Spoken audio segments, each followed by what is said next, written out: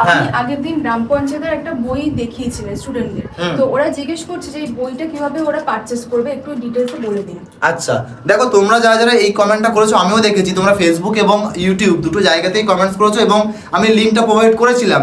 হ্যাঁ, দুর্ভাগ্যবশত লিঙ্কটা শর্টসে কাজ করে না, সেটা আমি পরে জানতে পারলাম। তবে বলে রাখি, চলো তোমাদেরকে আমি আজকে সরাসরি দেখিয়ে দিই যে কিভাবে তোমরা ওয়েবসাইটে গিয়ে নিজেই বাড়ি থেকে তোমরা অর্ডার করতে পারবে এই বইটা।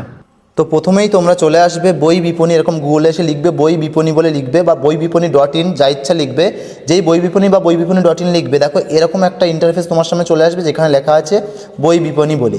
তো এখানে যেই তুমি ক্লিক করবে এই ধরনের ইন্টারফেস তোমার সামনে আসবে। সেখান থেকে তুমি কম্পারেটিভ এই যে দেখতে পাচ্ছ এই সেগমেন্টটা, এখানে ক্লিক করবে। ক্লিক করার পরে উপরে সার্চ বারে গিয়ে লিখবে গ্রাম পঞ্চায়েত, উপরে সার্চ বারে লিখবে গ্রাম পঞ্চায়েত লিখে সার্চ করবে।